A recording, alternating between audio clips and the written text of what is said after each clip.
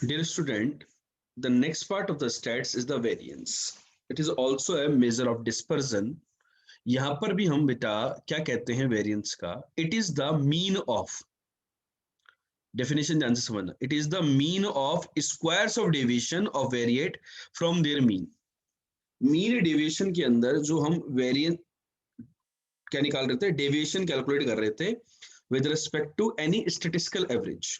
लेकिन यहाँ पर हम क्या कर रहे हैं कि जो डेविएशन कैलकुलेट करो वेरिएट का, डेविएशन का मतलब क्या हुआ बच्चों?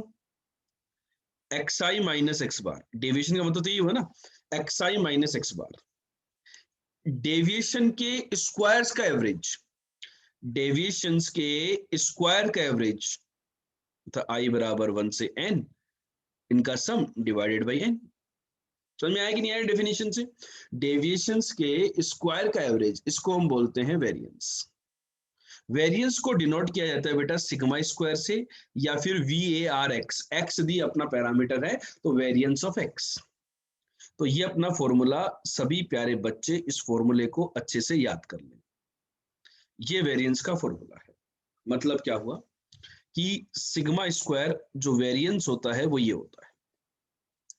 मतलब यदि आपको डेटा गिवन है तो अपन उसका मीन निकाल सकते हैं, और मीन आ गया तो उनके डेविएशन निकाल सकते हैं, उनका स्क्वायर निकाल दो, डेविएशंस के उनका सम डिवाइडेड बाय n कर दो, आपके पास वेरिएंस आ जाएगा। सभी प्यारे बच्चों को वेरिएंस का फॉर्मूला क्लियर हुआ क्या? अब बच्चों क्या होता है, वेरिएंस में कभी कभी हम ये वाला फॉर्मूला यूज में लेते हैं और कभी कभी ये वाला फॉर्मूला यूज में लेते हैं।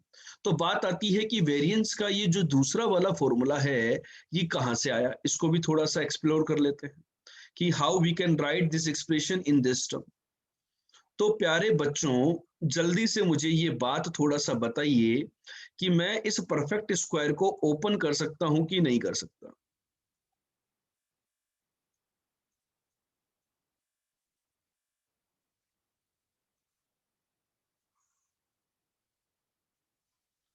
बताओ, मैं इसको ओपन कर सकता हूं या नहीं कर सकता? जल्दी से बताओ, मुझे शेयर करो मेरे साथ ये बात। ठीक है, आप लोगों को यदि ठीक लग रही हो तो करो, नहीं तो मत करो, ठीक है? अब मैं इनको सेपरेट कर देता हूं।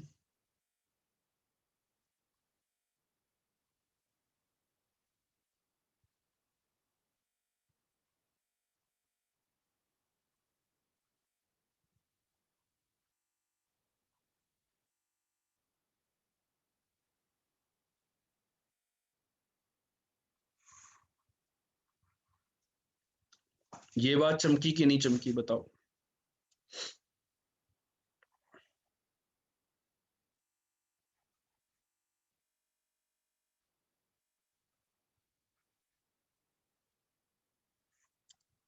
एन इसके नीचे ले गया मैं। इस वाले टर्म में देखना बच्चों, चलो एन को फिर बाद में डील कर लेंगे। ये देखो यहाँ पर 2x बार बाहर आया, ध्यान से समझना, बहुत इंपॉर्टेंट बात है ये। 2x बार, भाई वेरिएबल कौन है? आई है ना, समेशन में वेरिएबल आई है, तो एक्स आई। समेशन एक्स आई क्या होता है? एन टाइम्स एक्स बार होता है या नहीं होता है? बताओ जरा। होता है, मीन में पढ़ा था ये तो यहां पर ये एन टाइम्स एक्स बार आ गया,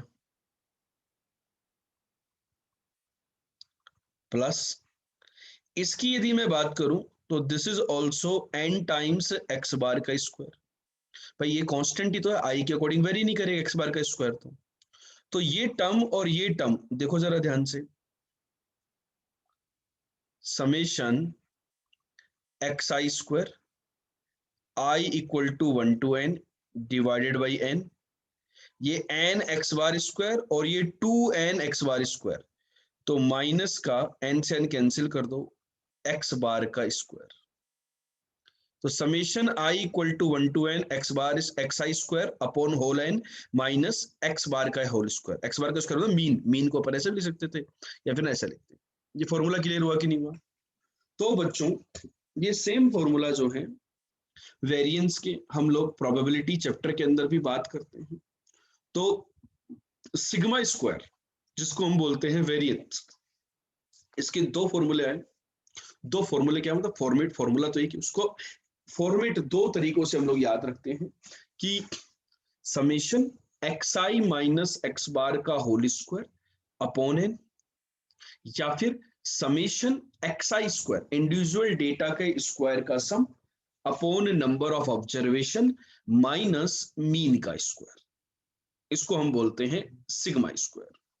अब बच्चों खास बात क्या है यहाँ पर, एक बात यहाँ पर इंपॉर्टेंट है जिसको हमें नोट करना चाहिए, तहे दिल से अंदर बैठा लेना चाहिए दिमाग के अंदर। यहाँ पर कई बार क्या करता है कि वो दिल पर प्रहार करता है एग्जाम वाला, और वो प्रहार किस प्रकार से करता है प्यारे बच्चों, जहां पर भी परफेक्ट स्क्वायर आती है कहानी तो उसके अंडरूट के बारे में जरूर से बात करता है। और अंडरूट के बारे में जब भी बात होती है तो कई बार बच्चे प्लस माइनस लगाने में गड़बड़ कर देते हैं। तो क्या होता है यहाँ पर कि जैसे इन्होंने सिग्मा स्क्वायर को बोला, तो यहां पर क्या कहता है कि the positive square root of the variance, ध्यान से देखिए यहां पर second line, the positive square root of the variance are called the standard deviation. मतलब जो वेरिएंस आया इसका पॉजिटिव स्क्वायर रूट निकालो, मतलब सिग्मा, सिग्मा को बोला जाता है स्टैंडर्ड डेविएशन।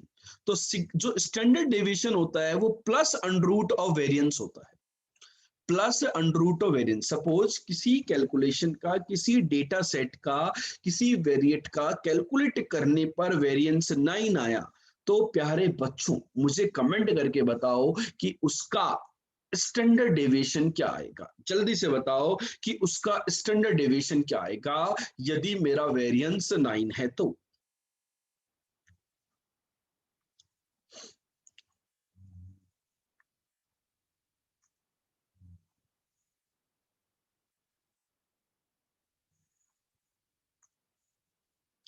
थ्री होगा ना कि -3। ठीक है, चलो ये पूरा पेज यदि आपने नोट कर लिया है तो जल्दी से डन का मैसेज करो, फिर आगे बढ़ते हैं।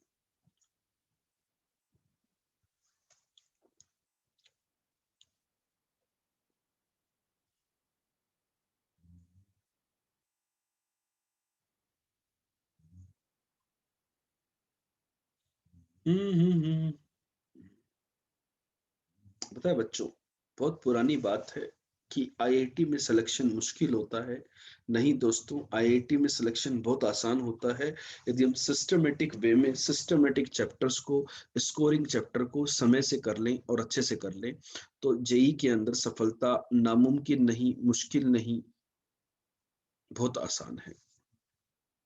तो देखो, करें बात आगे की तरफ, जल्दी से बताइए प्यारे बच्चों।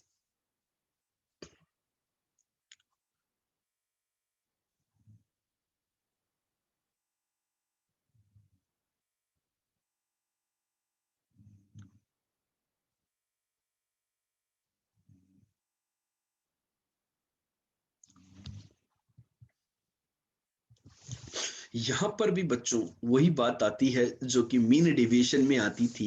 याद कीजिए प्यारे बच्चों कि कोएफिशिएंट ऑफ स्टैंडर्ड डेविएशन पूछा जाता है, तो स्टैंडर्ड डेविएशन था सिग्मा, तो कोएफिशिएंट ऑफ स्टैंडर्ड डेविएशन हो जाएगा प्यारे बच्चों sigma upon x bar, sigma upon x bar, sigma upon mean, this is known as the coefficient of standard deviation.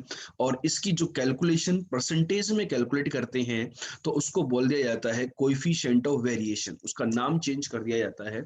मतलब कई बार क्या होता है डेटा के अंदर इस प्रकार की कैलकुलेशन की जाती है, यहाँ पर प्रैक्टिकल यूज है इसका कि कौन सा डेटा ज्यादा वेरी कर रहा है, वेरी कर रहा है मतलब कंसिस्टेंट कम है, लिस्ट कंसिस्टेंट, मोर वेरिएबल मतलब लिस्ट कंसिस्टेंट, कौन सा डेटा ज्यादा वेरी कर रहा है, जिस डेटा का कोएफिशिएंट ऑफ वेरिएशन ज्यादा होगा वो ज्यादा वेरी कर रहा होगा। तो हमारे पास यही बात आती है कि कोएफिशिएंट ऑफ वेरिएशन में क्या बात होती है कि sigma upon x bar into 100, sigma upon x bar into 100, यहां से हमारी प्यारे बच्चों बातचीत होती है कोएफिशिएंट की।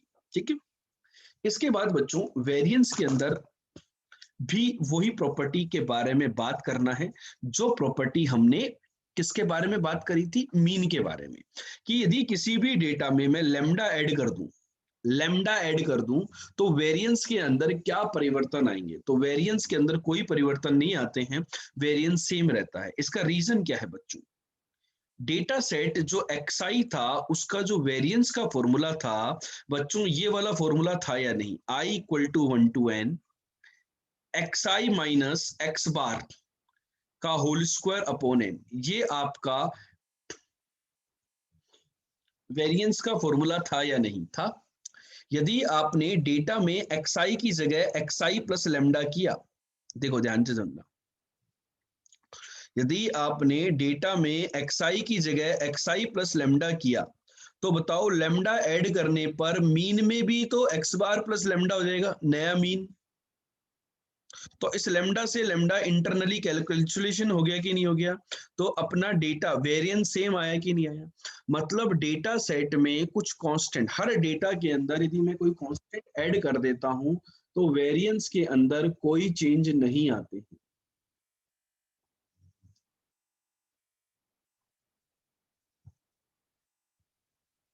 ठीक, लेकिन यदि मैं लेमडा से मल्टीप्लाई करता हूं तो देखो लेमडा से मल्टीप्लाई करने पर यहाँ लेमडा एक्स आ जाएगा और यहाँ लेमडा एक्स बार आ जाएगा। ठीक है, तो लेमडा स्क्वायर बाहर आ जाएगा, तो वहां पर lambda square times variance of X I हो जाएगा। तो यदि मैं दोनों का कंबाइंड इफेक्ट देखूं कि A X I plus B का देखूं तो A square times variance of X I हो जाएगा, बी का नेग्लिजिबल इफेक्ट होगा। तो बच्चों याद करो, दो बातें होती थी, एक होती थी चेंज ऑफ स्केल और एक होती थी चेंज ऑफ ओरिजिन। याद आ रही चीजें, आ रही कि नहीं आ रही, चेंज ऑफ स्केल और चेंज ऑफ ओरिजिन। तो बताइए वेरिएंस जो है वो चेंज ऑफ स्केल पर डिपेंडेंट है या इंडिपेंडेंट। चेंज ऑफ स्केल पर वेरिएंस डिपेंडेंट है या इंडिपेंडेंट, जल्दी से बताइए।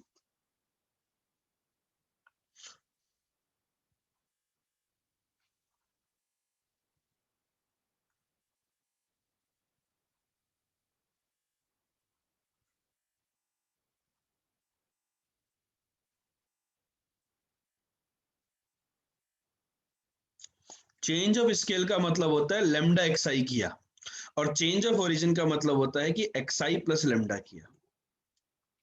तो एक्स आई प्लस लेमडा में वेरी नहीं कर रहा ना, एक्स आई प्लस लेमडा में वेरी नहीं कर रहा और लेमडा टाइम्स करने पर वेरी कर रहा है।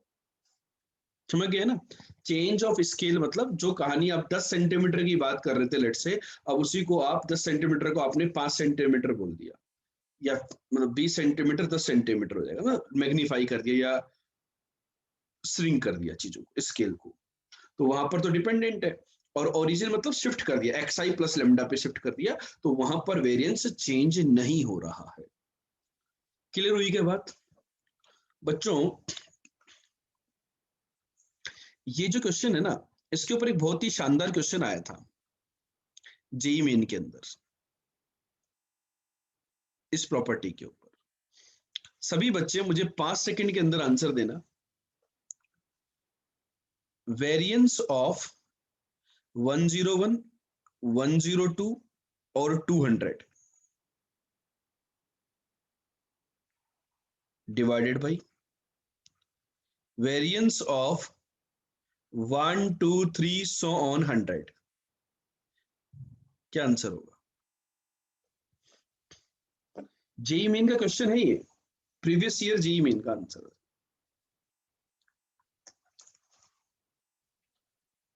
ये डेटा है, आंसर क्या होगा प्यारे बच्चों, बता दीजिए जल्दी से। माहौल बन रहा है कि नहीं बन रहा, मुझे तो ये कमेंट करके बताओ।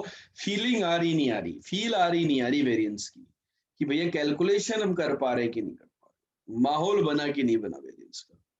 क्या किया प्यारे बच्चों, हमने 1 में 100 ऐड कर दिया, 2 में 100 ऐड कर दिया, 3 में 100 ऐड कर दिया, 100 में 100 ऐड कर दिया। हर डेटा में यदि एक सेम कांस्टेंट नंबर ऐड लग सकते हैं तो वेरिएंस के अंदर कोई परिवर्तन, कोई बदलाव नहीं होता है। तो ये हमने क्वेश्चन को आग लगा दी है, आग लगा दी है, मतलब आंसर मेरा 1 आ गया। यदि ये प्रॉपर्टी बच्चों आपको याद है तो आप क्वेश्चन को फोड़ डालोगे कि नहीं डालोगे, आग लगा दोगे कि नहीं लगा दोगे क्वेश्चन।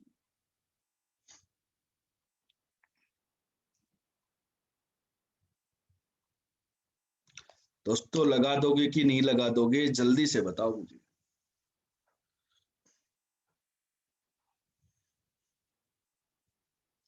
एक बच्चे को यहाँ पर डाउट आया कि सर क्या यहाँ पर फ्रीक्वेंसी डिस्ट्रीब्यूशन नहीं पूछा जाता है क्या? तो उनको मैं बता दूं कि यदि फ्रीक्वेंसी डिस्ट्रीब्यूशन डेटा आ जाता है तो वही बात होगी, summation I equal to 1 to n. Frequency distribution data में यहाँ पर एफ आई आ जाएगा, एक्स आई माइनस एक्स बार का whole square upon capital n हो जाएगा, जहां जहां एफ आई आ जाएगा एक्स्ट्रा। ठीक है, वहां पर लिखना चाहो तो लिख लो, वहां पर जो एक्स आई था उसके साथ साथ एफ आई और मल्टीप्लाई कर देना, दैट्स इट। और नीचे जो स्मॉल एन है उसकी जगह कैपिटल एन आ जाएगा। फ्रीक्वेंसी डिस्ट्रीब्यूशन डेटा में केवल इतना ही परिवर्तन आता है। तो बच्चों यहां तक यदि हो गई है कहानी तो डन का मैसेज करो, ताकि अपन कुछ क्वेश्चंस की शुरुआत करें कि वेरिएंस और स्टैंडर्ड डेविएशन के ऊपर किस प्रकार के प्यारे प्यारे क्वेश्चंस बनते हैं, फ्रेम होते हैं, या किस प्रकार के क्वेश्चन जेईई मेन में आते हैं या आने के चांसेस हैं।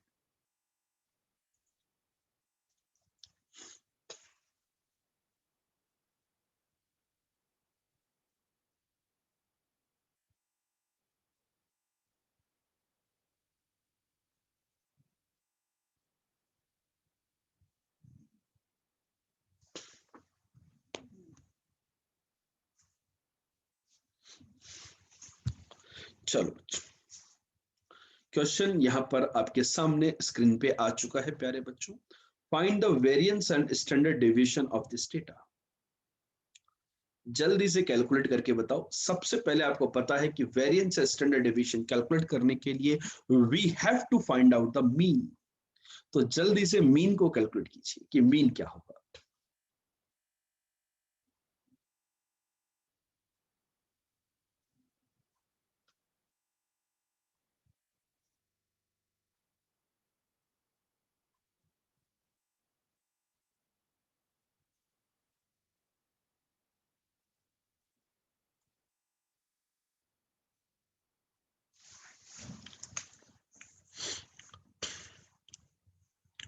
बताओ बच्चों, मीन इज व्हाट?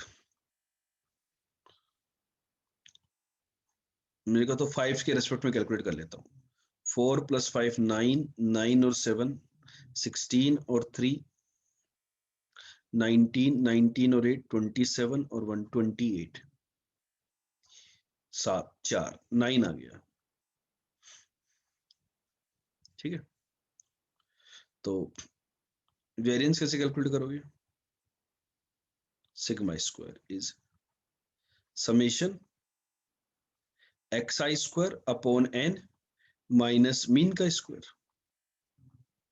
ठीक है, तो 25 plus 81 plus 100 plus 144 plus 64 plus 169 plus 36 divided by 7 minus का 81। यही करेंगे बच्चों, है नहीं? So this is what 6 10 14 20 29 2 2 4 8 12 16 22 28 31 3 4 5 6 619 minus 7 56 divided by 7. तो this is 33 और 19,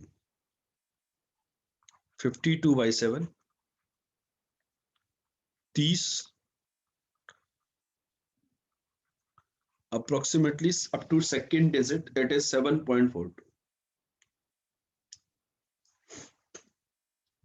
जो दूसरा मेथड है आपका, आप उससे जाते हो, मतलब दूसरा जो फॉर्मूला है वो है एक्स आई माइनस एक्स बार का होल स्क्वायर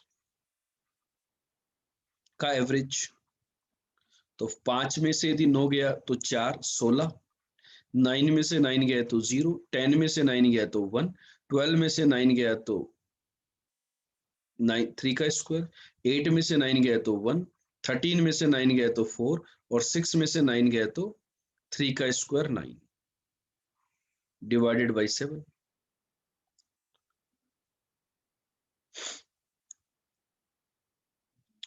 वही आ रहा है 52/7। ठीक है, कैलकुलेशन क्लियर हुई कि नहीं हुई? जल्दी बताइए मुझे कि आपको ये सारी कैलकुलेशन चमक रही है कि नहीं चमक रही? ठीक है, अब यहां पर प्यारे बच्चों मैं आपको बता दूं कि स्टैंडर्ड डेविएशन जो होगा, अभी देखो यहाँ पर आपको ऑब्जर्व हो गया होगा कि इस क्वेश्चन को सेकंड वाले अप्रोच से करते तो डेटा थोड़ा छोटा बन रहा है ना। तो इस प्रकार का यदि क्वेश्चन आता है तो अपने को इस वाले मेथड से सोल्व कर लेना है ना। जहाँ पे डेटा डिफरेंस करने पे छोटा हो जाएगा उसको जल्दी कैलकुलेट कर सकते हैं। यहाँ पे डेटा थोड़ा सा बड़ा था रिलेटिवली, इसके दोनों ही आसान थे लेकिन इसके रिलेटिव में ये बड़ा था। ठीक है, स्टैंडर्ड डेविएशन जो होता है वो अंडर रूट ऑफ 7.42 होगा। बेटा स्क्वायर रूट निकालना आता है नहीं आता है?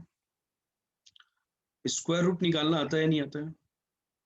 इस प्रकार के नंबर का स्क्वायर रूट निकालना आता है नहीं आता है? आता है। चलो वेरी गुड। ठीक है, तो 2 2 4 3, तो ये आएगा अपना 2 7 2। अप्रोक्सीमेटली इतना आ रहा है क्या? 2.72। चेक करके बताओ, आंसर इज 2.72 अप्रोक्सीमेटली। आप ये भी कर सकते हो बेटा, 27 का स्क्वायर याद है आपको? 27 का स्क्वायर याद है कितना होता है?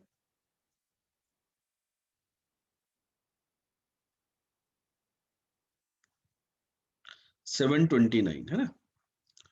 तो देखो 2.7 का स्क्वायर हो जाएगा 7.29, तो 2.7 729 है ना।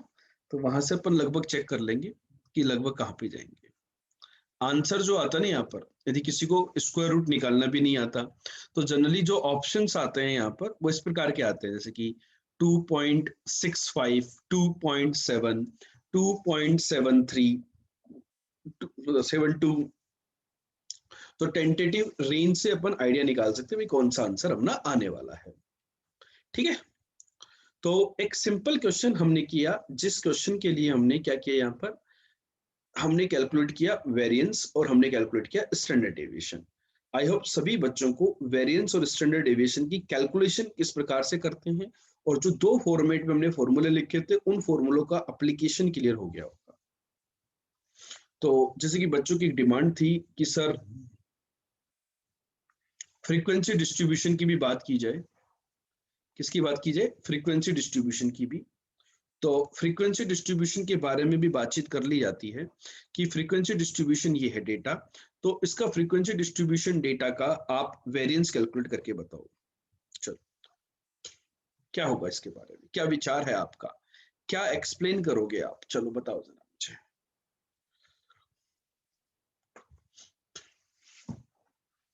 डेटा है, फ्रीक्वेंसी है।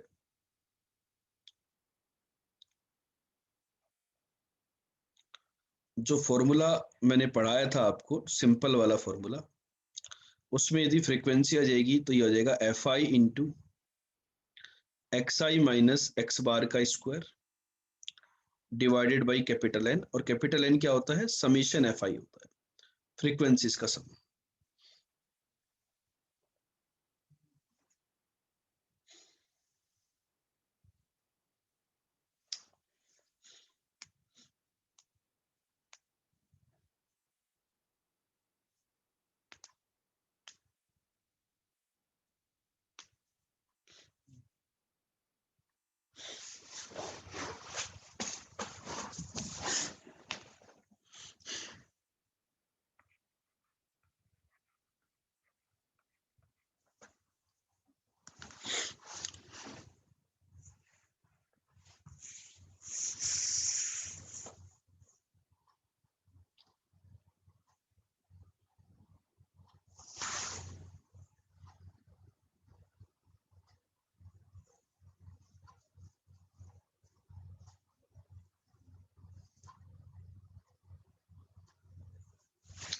बताओ, बहुत सारे बच्चे यहाँ पे सोच रहे होंगे कि सर थोड़ी सी समस्या है यहाँ पर।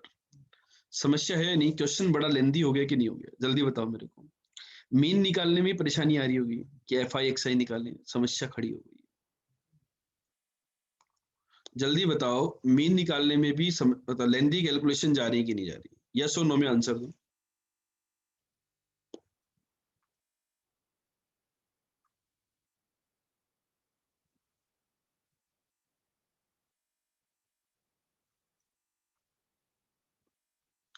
तो इसके लिए देखो एक दूसरा तरीका बता देता हूं मैं आपको। आप लोग क्या करो, जो डेटा है उसको शिफ्ट कर दो, एज्यूम्ड मीन मेथड जो होता है ना, उसके रेस्पेक्ट में आप कैलकुलेट कर लो। डेटा को शिफ्ट करने से, चेंज ऑफ ओरिजिन करने से वेरिएंस में कोई परिवर्तन नहीं होता है, याद कीजिए। यदि मैं xi की जगह di प्लस ए लिख दूं, या फिर एक नया वेरिएबल मान लूं di, that is xi minus A. भाई यदि मैं xi की जगह di प्लस ए लिख दूं, तो उसमें क्या फर्क पड़ेगा? आपका आंसर कुछ इस तरीके का हो जाएगा कि नहीं हो जाएगा? di प्लस ए, मीन में भी क्या हो जाएगा? मीन कितना हो जाएगा? xi की जगह आपने di, तो मीन भी क्या हो जाएगा? d बार प्लस ए हो जाएगा। d के रेस्पेक्ट में मीन आ जाएगा di का अपॉन कैपिटल N। तो वही इससे कैंसिल हो गया, तो di माइनस डी बार का स्क्वायर। तो उसको सिंप्लीफाई करोगे तो फॉर्मूला ये बन जाएगा। फॉर्मूला बनेगा नहीं बनेगा? यस और नो में आंसर दो, सिंपल। और fi आ जाएगा तो फॉर्मूला ये बन गया, sigma square, sigma fi into D I का square upon n minus D bar का स्क्वायर, जो नया मीन आएगा। ठीक है, चमकी कि नहीं चमकी बात? तो बेसिकली शिफ्टिंग करने से प्रॉब्लम आसान हो जाती है, बड़े डेटा होते हैं तो शिफ्टिंग कर लेते हैं हम लोग। एक चार्ट बना लिया जाए यहाँ पर। चार्ट किसका? यहाँ पर देखो, एक xi है, एक fi है। बनाओ टेबल। 60, 61, 62, कहां तक है? 68 तक है।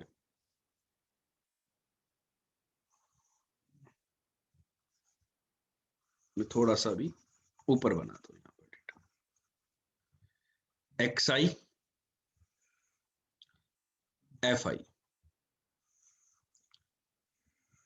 बच्चों बताओ, एज्यूम्ड मीन क्या मानोगे आप लोग? जल्दी बताओ मेरे को। What will be the assumed mean with according to you? Assumed mean क्या माने हम?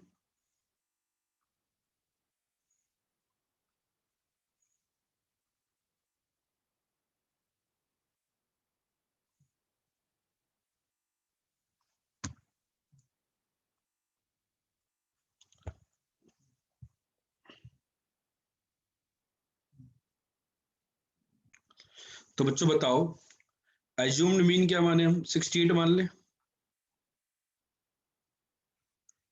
सॉरी 64 मान ले।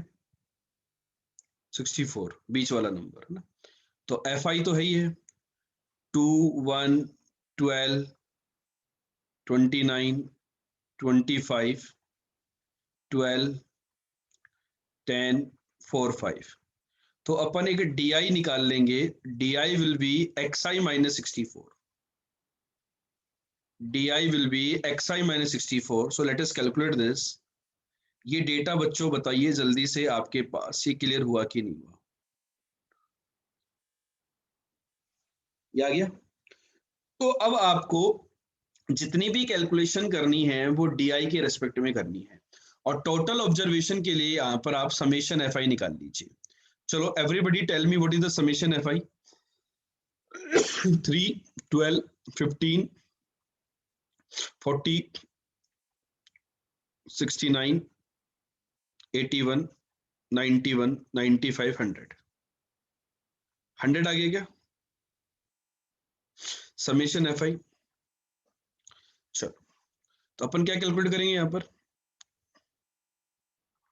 चलो, मुझे कुछ डेटा चाहिए यहाँ पर, मुझे कुछ डेटा चाहिए यहाँ पर इस फॉर्मूले में, सॉरी इस फॉर्मूले में पुट करने के लिए आप एक लोग F I into D I का स्क्वायर कैलकुलेट करो। नेक्स्ट कॉलम बनाओ बच्चों, F I into D I का square. 2 into 16, 32, 1 into 9, 9, 12 into 4, 48, 29 into 1, 29, this is 0, this is 12, this is 40, this is 36, this is 80। तो ये जो आएगा डेटा, इनका सम बताओ, F I into D I square का सम। चलो इनका सम बताओ। 11, 8, 19, 28, 30, 36, 3, 3, 6, 10, 12, 13, 17, 20, 28, 286 upon n. N is, what was the n? N was 100. Total frequency was 100. ठीक है, total frequency was 100 or not? Yes. Minus d bar, d bar. So d bar will be summation of di divided by n. Yes or no? So d bar is summation of di. तो ये तो zero आ रहा है, d bar is zero. तो mean was 64, assumed mean he अपना mean था, याद कीजिए। तो दिस इज जीरो, तो आपका आंसर आ गया 2.86। यही आपका 2.86। तो बच्चों, फ्रीक्वेंसी डिस्ट्रीब्यूशन जो डेटा होता है उसकी कैलकुलेशन क्लियर हुई कि नहीं हुई, कि फ्रीक्वेंसी डिस्ट्रीब्यूशन डेटा को हम किस प्रकार से कैलकुलेट कर सकते हैं इस कैलकुलेशंस में। फ्रीक्वेंसी डिस्ट्रीब्यूटेड डेटा की कैलकुलेशन किस प्रकार से सोल्व होंगी।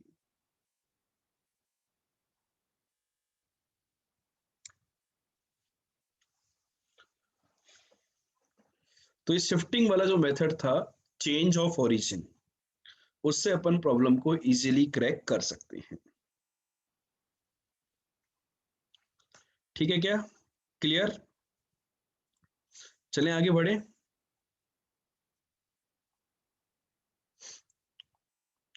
बेटा डायरेक्ट वाले मेथड से कैसे करते हैं हम लोग? एफ आई इंटू एक्स आई का स्क्वायर, या फिर एफ आई इंटू, पहले अपन मीन निकाल लेते, शुरुआत में मीन निकाल लेते, 64 आ जाता। तो F I into X I minus x bar का स्क्वायर अपॉन एन। हाँ वैसे भी कर सकते हो, कोई दिक्कत नहीं है। डायरेक्ट वाले मेथड से यदि आप करते तो पहले मीन निकाल लेते, तो समेशन एफ आई इंटू ये वाला फॉर्मूला लगा देते, एक्स बार के स्क्वायर डिवाइडेड बाई एन। ठीक है, तो वही डी आई का स्क्वायर ही हुआ है ना, एक ही बात है। ठीक है, क्लियर? फ्रीक्वेंसी डिस्ट्रीब्यूशन का मीन आने के कितने प्रोबेबिलिटी है? इसके बेटा चांसेस है 0.1, 0.1 चांसेस की फ्रीक्वेंसी डिस्ट्रीब्यूशन का वेरिएंस का क्वेश्चन आ सकता है। ठीक है,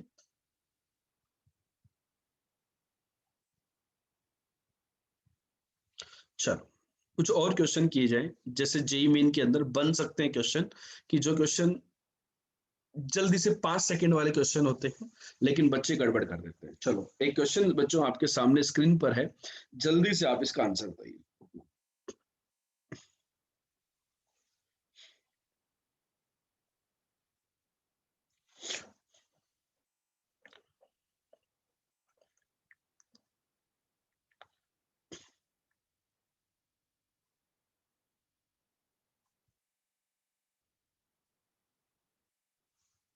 क्या आंसर हो बच्चों? Variance of X I is 7, तो variance of 3xi will be 9 times variance of xi, that is 9 times 7, that is 63। Clear हुआ सभी को? जैसे कि एक बार जेई के अंदर ऐसे क्वेश्चन आने के चांसेस हैं, वेरिएंस ऑफ xi यदि आपका 9 है, तो variance of lambda xi, sorry, standard deviation of suppose xi, इसका वेरिएंस है सिग्मा स्क्वायर।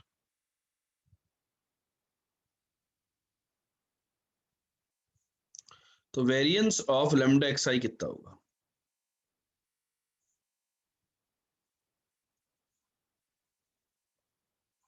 एक काम करता हूं मैं, यहाँ पर ले लेता हूँ 9 ही ले लेता हूँ, आपकी आसानी रहेगी क्वेश्चन को करने में। तो ये होगा अपना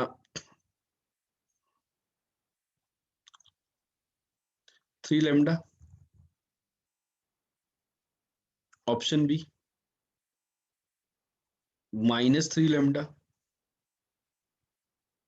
ऑप्शन सी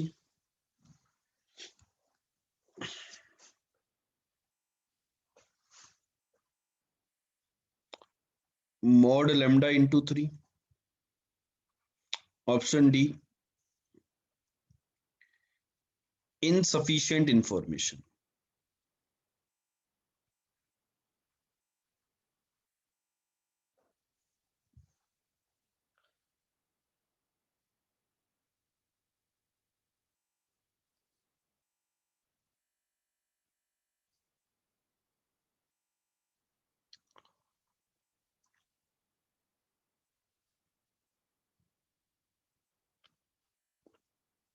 भाई लैम्डा जो है वो पॉजिटिव भी हो सकता है, नेगेटिव भी हो सकता है, लेकिन स्टैंडर्ड डेविएशन हमेशा पॉजिटिव होता है. Lambda can be positive, lambda can be negative, but standard deviation is always positive.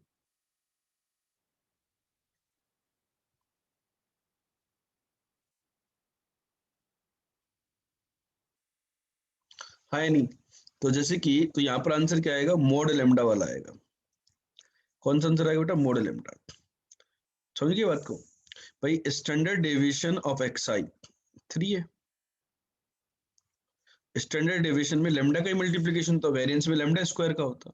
लेकिन लेमडा यदि पॉजिटिव हुआ तो पॉजिटिव आ जाएगा, लेकिन नेगेटिव हुआ तो भी पॉजिटिव आएगा, तो लेमडा के ऊपर मोड आना चाहिए. तो मोड लेमडा इंटू 3 ये आपका आंसर होगा. ठीक है, ये ध्यान रखना, कई बार गड़बड़ कर देते हैं. चलो अगला क्वेश्चन नोट कीजिए. जैसे कि हम बात कर रहे थे वेरिएबिलिटी के बारे में, कि डेटा के अंदर कौन सा डेटा ज्यादा वेरी करता है, वेरिएशन, तो उसके बारे में बातचीत करनी है, बताना है यहाँ पर. तो जल्दी से आंसर बताइए क्या होगा इस फैक्ट्री. ये एक प्रैक्टिकल एग्जांपल आपके सामने लिया है फैक्ट्री का, वर्कर्स का मंथली वेजेस का और उनका वेरिएंस ये सब दिया हुआ है. तो इसका which plant there is greater variability in individual wages.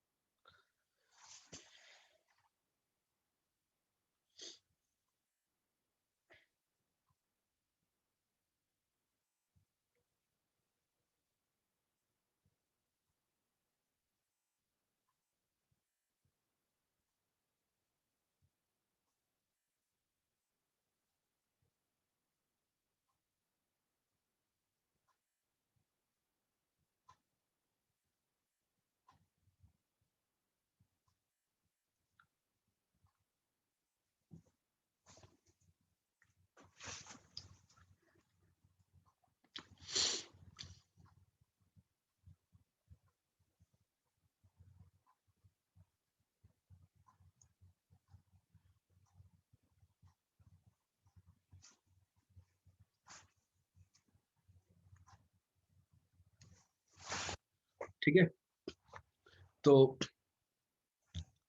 क्या बात होगी बच्चों, हम ये question in which plant there is greater variability in individual wages. तो कोएफिशिएंट ऑफ वेरिएशन निकालो बेटा.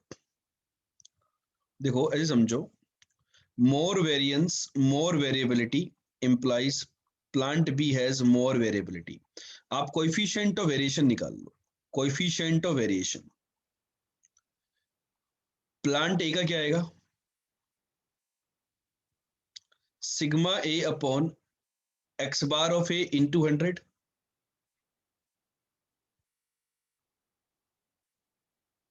देखो बच्चों, यहाँ पर हम sigma A upon x bar into 100, तो इसका जो सिग्मा था वेरिएंस दिया हुआ था 981, तो ये हो जाएगा 9, और एवरेज कितना था वेजेस 3000 इंटू 100. तो पहले वाले का अपना आ गया ये बेटा 9/30. 9/30 मतलब 3/10, तो 0.3 कोफिशिएंट ऑफ वेरिएशन. और प्लांट बी का यदि मैं कैलकुलेट करूं तो वो होगा sigma B upon x B bar into 100. तो सिग्मा is 10 and average is 2000 into 100. So this is nothing but 1/2.5. ठीक है, तो किसका सिग्मा ज्यादा, सॉरी कोफिशिएंट ऑफ वेरिएशन ज्यादा है. More coefficient of variation means more variability.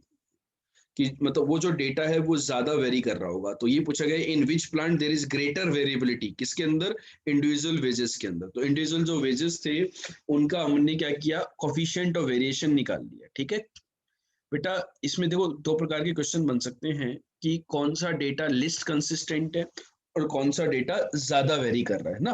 तो लिस्ट कंसिस्टेंट और मोर वेरिएबल, तो वहां पर मोर वेरिएबिलिटी, लिस्ट कंसिस्टेंट, तो लिस्ट कंसिस्टेंट और variability these are the opposite terms. ठीक है, जब आपने वेरिएबिलिटी के बारे में बात कर ली तो कंसिस्टेंट क्या हो जाएगा, ए प्लांट इज मोर कंसिस्टेंट, मतलब ए प्लांट के जो डेटा है या डेली वेजेस जो है इंडिविजुअल, वो ज्यादा कंसिस्टेंट, मतलब वेरिएबिलिटी कम है उसके।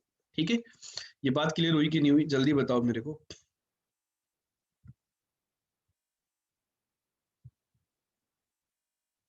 ठीक है, चलें आगे चलें बच्चों।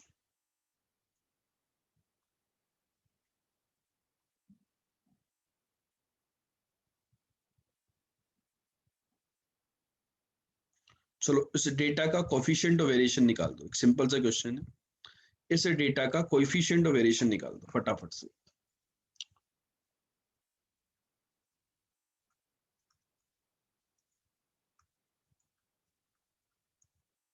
मीन इज 18, 25, 40, 43, 53, 53 और 8 61, 70, 80,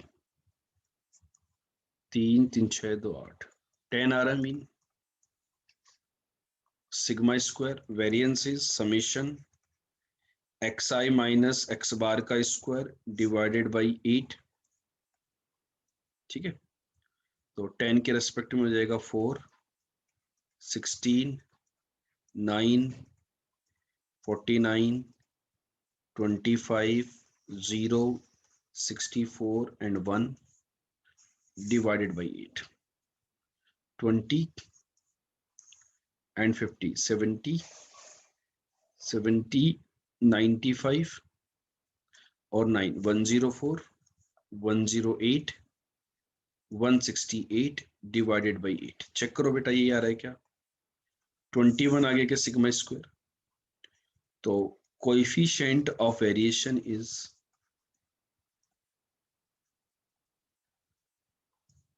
sigma upon x bar into 100, that is root 21 divided by 10 into 100, that is under root 21 की वैल्यू बताओ कितनी होगी बेटा, 4 स्क्वायर, 4 स्क्वायर कितना होता है 16, 5 स्क्वायर कितना होता है 25, तो रूट 21 लगभग बीच में होगा। 45 का स्क्वायर कितना होता है 20, 25, तो मतलब 4.5 का स्क्वायर हो गया 20.25, तो 4.6 का स्क्वायर देख लें अपन, लगभग 4.6 का स्क्वायर 46 का स्क्वायर देख लें, 2025 प्लस 90। ठीक है, तो 4 मतलब 90 प्लस 1, 2026 और 90, तो वो हो जाएगा 75 और 15, 2100 कितना होगा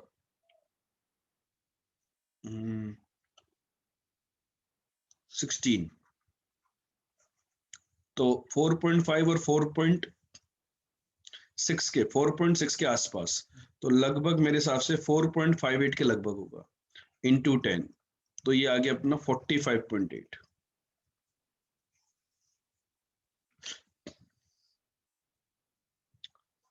चमका, मैंने अंडरूट नहीं निकाला, मैंने जस्ट डेटा से स्क्वायर करके चेक किया है ना अप्रोक्सीमेटली, क्योंकि जो एग्जाम के अंदर जो कैलकुलेशन आती है अंडरूट की वो अपन डेटा से क्रॉस चेक कर सकते हैं, वहां से आपका आंसर आ जाएगा एग्जाम में, ऐसा नहीं कि नहीं आएगा। हाँ ये वैल्यू बेटा परसेंटेज के अंदर है, मतलब यहाँ पर जो है ना ये परसेंटेज के अंदर डेटा सेट आता है। क्लियर हो गई कि ये बात, कोई डाउट कोई कंफ्यूजन।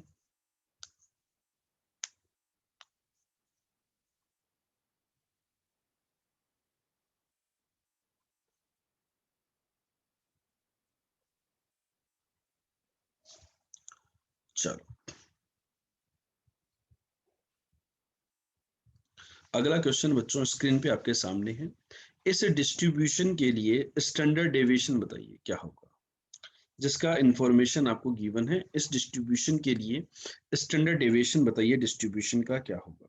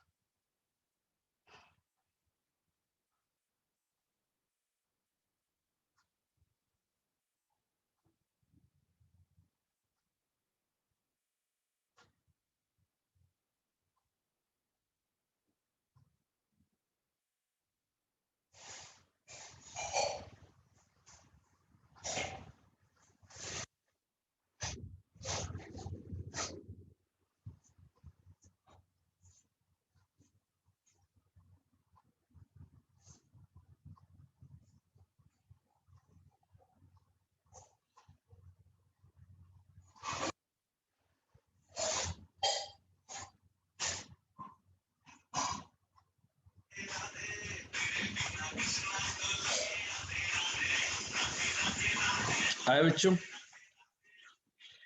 बच्चों इस क्वेश्चन को अपन 5 सेकंड में भी कर सकते हैं और इस क्वेश्चन को अपन 2-3 मिनटों में भी कर सकते हैं। जो बच्चे प्रॉपर मेथड से जाते हैं वो क्या कहेंगे, summation x i equal to 1 to n minus 5 times 12 हो जाएगा। ये 5 times n 12 ही ना, n डेटा 12 है, 12 times 5 इक्वल टू 24। तो समेशन एक्स आई की वैल्यू आ गई 60 + 24 दैट इज 84। तो चाहो तो आपने मीन भी निकाल लिया, 84/12 दैट इज 7। ठीक है, ये जो है summation I equal to 1 to 12 x I minus 5 का होल स्क्वायर, इसकी वैल्यू है 84।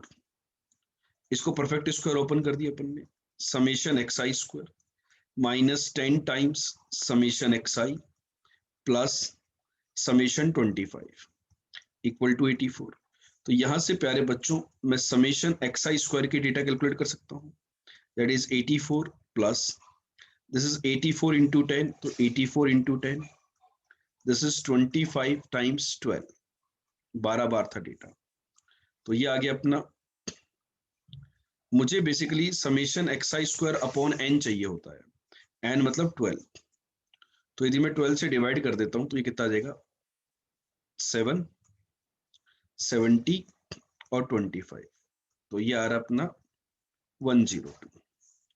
बिकॉज वेरिएंस का जो फॉर्मूला होगा एक्स आई का वो होता है summation x I square by n minus mean का स्क्वायर। तो दिस इज 112 102 माइनस 49। तो आपका जो वेरिएंस आया बच्चों वो आया 53। चेक करो आंसर यही आ रहा है क्या, 53।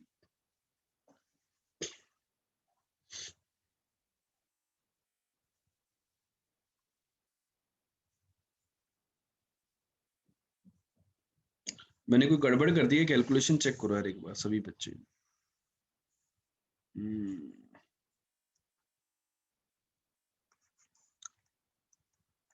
एक्स आई माइनस 5 इंटू 12 60 24 तो 84। तो एक्स बार इज 84/12 7। मीन 7 ही आया ना यार, मीन 7 ही आया, तो 7 का स्क्वायर 49। ठीक है, इस कैलकुलेशन को चेक किया जाए, समेशन एक्स आई square minus 10 times summation x आई प्लस 25 टाइम्स। अच्छा ये माइनस होगा ना यहाँ पे बेटा, ये माइनस होगा, तो ये माइनस होगा ना। तो 70 में से 25 जाएगा तो ये कितना आएगा 52 52 आएगा, है ना। चेक करो एक बार, कैलकुलेशन चेक करो सभी प्यारे बच्चे, दोबारा एक बार कैलकुलेशन चेक करो। आंसर चेक करने के बाद दोबारा, ठीक है। तो 52 में से 49 गया, तो this is 3, sigma square is 3, तो स्टैंडर्ड डेविएशन पूछा गया था, तो आपका आंसर आएगा √3। तो बच्चों मुझे बताओ, ये जो पर्टिकुलर मेथड हमने यूज में लिया, इस मेथड से टाइम कितना लग रहा है? इस मेथड से मेरे हिसाब से लगभग 2 से 3 मिनट लग रहे हैं, नहीं लग रहे? जल्दी बताओ, इस मेथड से आपको क्वेश्चन को सोल्व करने में 2 से 3 मिनट का समय लगा कि नहीं लगा?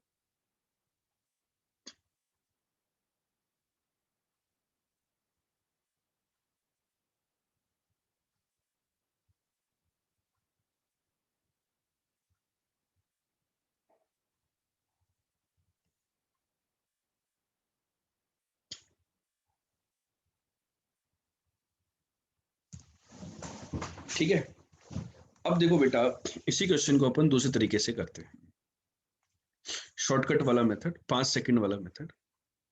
बेटा, वेरिएंस ऑफ एक्स और वेरिएंस ऑफ x-5 सेम होगा या नहीं होगा? चेंज ऑफ ओरिजिन से वेरिएंस में कोई बदलाव नहीं होता, नहीं होता। तो वेरिएंस ऑफ x-5 क्या हो गया? Summation data xi² upon n minus इसका mean, summation xi-5 upon n का होल स्क्वायर, मीन स्क्वायर। इसका मीन तो यही होगा ना बेटा भाई, summation xi² upon n minus इसका मीन, मीन का स्क्वायर क्या होगा? उसका सम बाई n। तो ये कितना आ गया बेटा? 84/12। ये कितना हो जाएगा? 24/12, दैट इज 2 का स्क्वायर। तो 7 माइनस 4,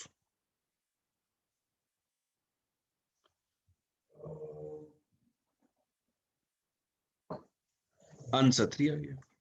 तो आपका आंसर √3 आ गया, वेरिएंस 3। तो चमका कि नहीं चमका? बताओ, now you can solve such question in 5 seconds और नॉट?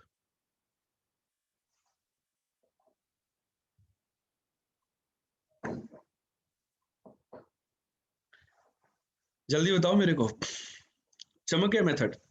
तो बेटा, इस प्रकार की जो स्ट्रेटेजी है ना, ये हमें डेवलप करनी है क्वेश्चंस को सोल्व करने में, ताकि हम जेई मेन के क्वेश्चन जल्दी से सोल्व कर सके। नोट कर लिया तो जल्दी बताओ, एक आधे क्वेश्चन और करते हैं, फटाफट से समझते हैं उनको और कहानी को खत्म करते हैं।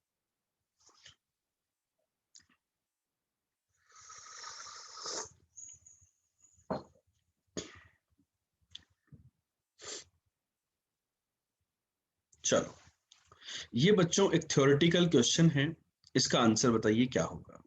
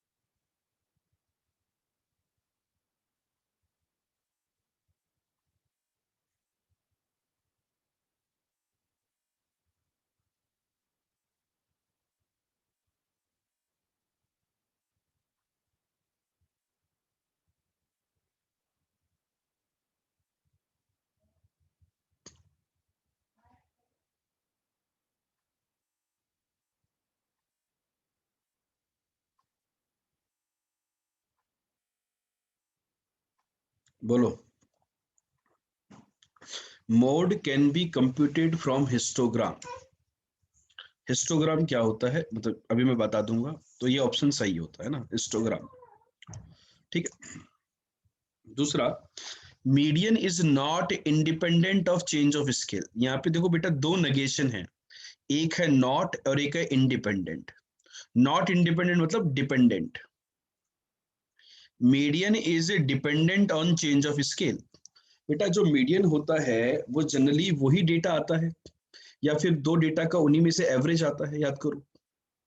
तो चेंज ऑफ स्केल मतलब यदि आप डेटा को किसी नंबर से लेमडा एक्सआई कर दोगे तो डेटा में चेंजेस हो जाएगा, नहीं जाएगा, तो मीडियन भी चेंज हो जाएगा, तो डिपेंडेंट है, तो ये स्टेटमेंट भी सही है। Variance is independent of change of origin. Change of origin पे तो इंडिपेंडेंट होता है लेकिन स्केल पे डिपेंडेंट होता है, तो ये स्टेटमेंट मेरा गलत हो गया। तो यहां पर मेरा जो आंसर आएगा वो आएगा 1 एंड सेकेंड आर करेक्ट। बेटा हिस्टोग्राम क्या होता है, व्हाट इज द हिस्टोग्राम?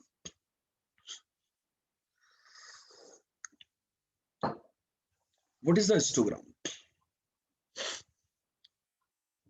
क्या होता है हिस्टोग्राम? बताइए जरा, anyone who can explain this, कि हिस्टोग्राम क्या होता है?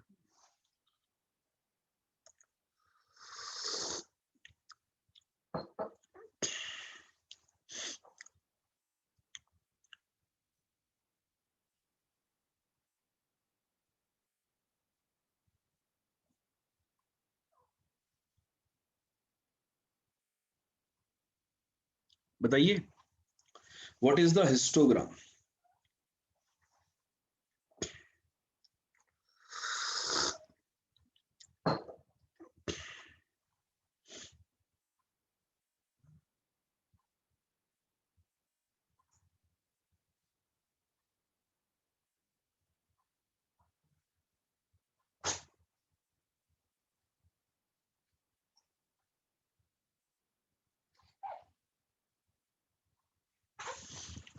बेटा देखो इस टाइप का जो है ना डायग्राम, इसको बोलते हैं हिस्टोग्राम। न्यूमेरिकल डेटा का इस प्रकार से, मतलब बिन बोलते हैं, जैसे इंटरवल्स, टाइम इंटरवल आ गया भाई, इतने इंटरवल में इसके फ्रीक्वेंसी का डिस्ट्रीब्यूशन इतना होगा, मतलब ठीक है, इस प्रकार के डायग्राम को बोला जाता है हिस्टोग्राम। ठीक है, तो बताओ इस हिस्टोग्राम से आपको क्लियर है यानी कि कौन से मिनट कौन से इंटरवल में सबसे ज्यादा फ्रीक्वेंसी डेटा आया, जितने ज्यादा अराइवल्स आए, जैसे सपोज कि एक एयरपोर्ट पर पैसेंजर्स का अराइवल 0 मिनट पे, 2 मिनट में, मतलब 1 मिनट पे, 30 सेकेंड्स पे, 1 मिनट पे, ठीक है, 2 मिनट पे, 2.5 मिनट पे, ठीक है। तो ये जो डेटा आ रहा है ना, इनकी जो फ्रीक्वेंसी आएगी, इस प्रकार के डायग्राम को बोला जाता है हिस्टोग्राम। तो आप यहाँ से बचाओ मोड बता सकते हो नहीं बता सकते? यहाँ से आप मोड को कैलकुलेट कर सकते हो या नहीं कर सकते, कि मोड क्या आएगा, दिख रहा है यहाँ पर, तो इस डेटा और इस डेटा की करस्पॉन्डिंग जो आएगा ये मोड आएगा, इनकी फ्रीक्वेंसी आई है इस पे। तो इस प्रकार के डेटा, इस डायग्राम को हम हिस्टोग्राम बोलते हैं। ठीक है, क्लियर है बच्चों? चमक गया यहाँ तक? तो बच्चों ये कहानी थी हमारी किसके बारे में?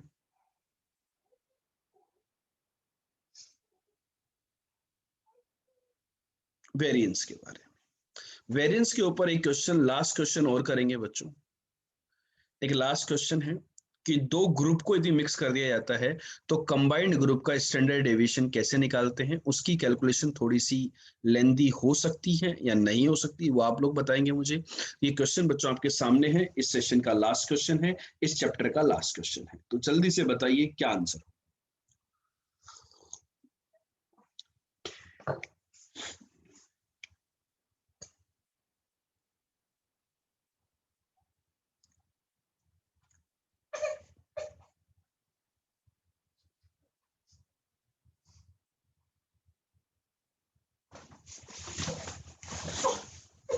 हाँ टेंटेटिव कह सकते हो अंकित।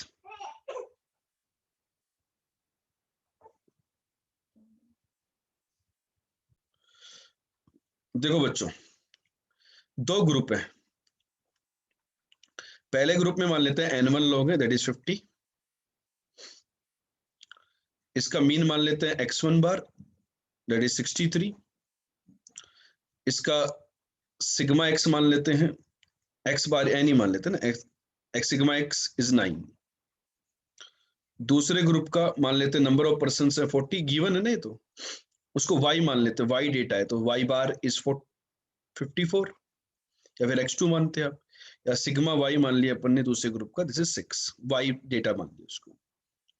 अब बेटा दोनों को कंबाइंड कर दिया, कंबाइंड कर दिया तो सैंपल के अंदर टोटल लॉग कितने हो गए, n1 प्लस n2, जो डेटा n आएगा दैट इज 90। कंबाइंड मीन की यदि मैं बात करूं, combined mean, combined mean, combined mean, तो वो होगा n1 इंटू एक्स बार, पहले डेटा का सम, मतलब पहले ग्रुप का सम हो गया डेटा का, और दूसरे ग्रुप का सम कितना हो जाएगा, n2 इंटू x2 बार या y bar upon n1 plus n2। So this is nothing but 50 into 63। Everybody tell me the value of combined mean. Everyone tell me the value of combined mean. What is the value of combined mean? देखो यहाँ पे calculation आने समझना, multiplication करने की जरूरत नहीं है, 9 को कैंसिल कर दो, 9 7 जा 63, 9 6 जा 54, 35 and 24, 35 and 24, 39 49 59, that is 59, ठीक है। तो combined mean is 59, ठीक है। Now let us use these values, sigma x and sigma y. Sigma x का square will be summation xi square upon 50 minus 63 का स्क्वायर, यस और नो। एंड जो y जो ग्रुप है उसका सिग्मा स्क्वायर विल बी, उसका जो data है y उसका स्क्वायर अपॉन 40 माइनस उसके मीन का स्क्वायर दैट इज 54 का स्क्वायर, यस और नो। तो प्यारे बच्चों यहाँ पर जो xi डेटा है उसके स्क्वायर्स का सम कितना आ गया, दैट इज 50 टाइम्स 81 प्लस, ये तो 81 हो गया, 63 का स्क्वायर कितना होगा बच्चों, what is the value of 63 square, everybody tell me what is the value of 63 square,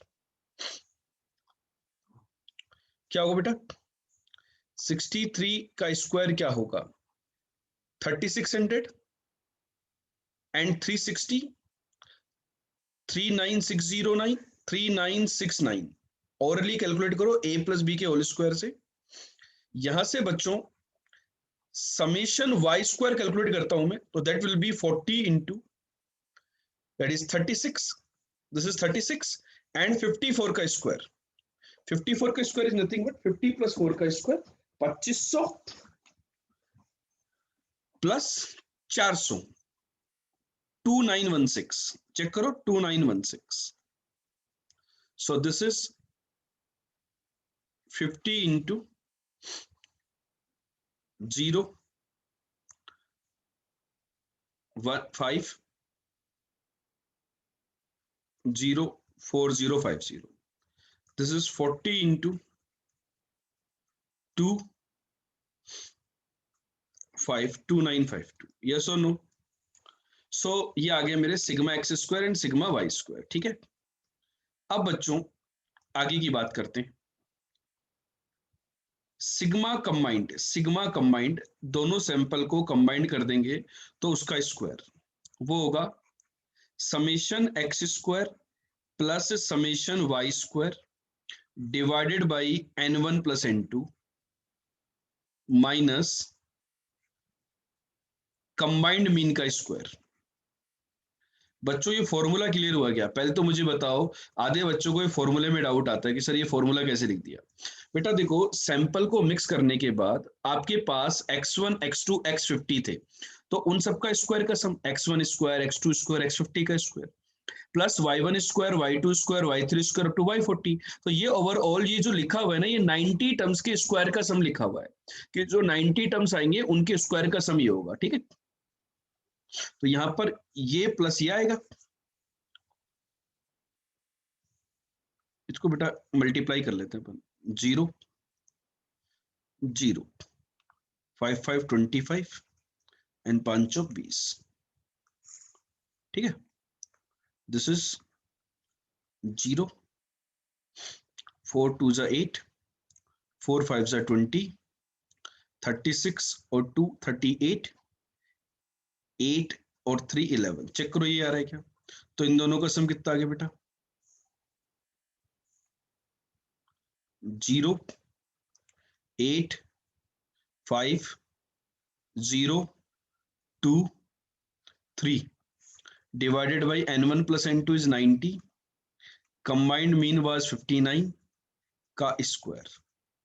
Everyone check it out. What will be the final answer?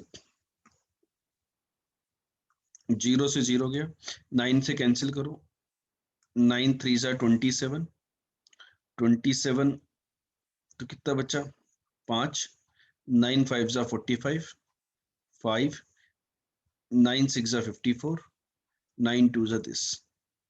59 का स्क्वायर कितना होगा बच्चों? 60 माइनस उनका square, that is 60 square is the 3600. 3600 में से 120 गया तो 3480 plus 1 3481. Yes और नो? कैलकुलेशन कर पा रहे हो नहीं कर पा रहे हो मेरे साथ साथ? ये 19 और 62 81 आ गया, तो आपका कंबाइंड डेविएशन आ गया 9. ये आपका आंसर. कैलकुलेशन कितनी टफ थी लेकिन आंसर कितना सुंदर आया है.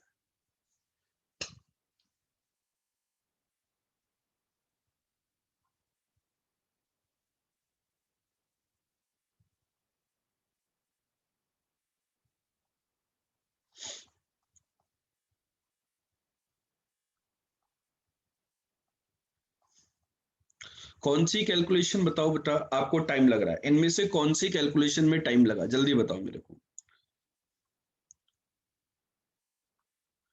बेटा इस क्वेश्चन का कोई शॉर्ट ट्रिक या फॉर्मूला नहीं है बेटा. सिग्मा स्क्वायर 81 आया ना, सिग्मा स्क्वायर 81 आया तो स्टैंडर्ड डेविएशन तो 9 होगा ना.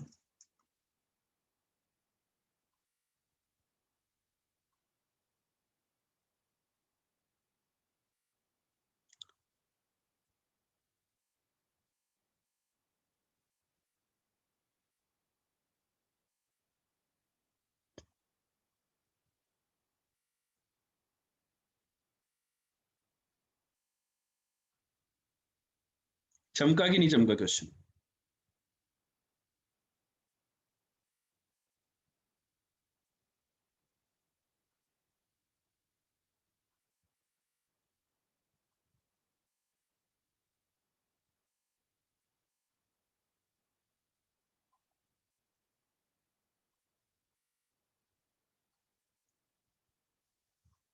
ठीक है, तो बच्चों ये कहानी थी हमारी वेरिएंस के बारे में.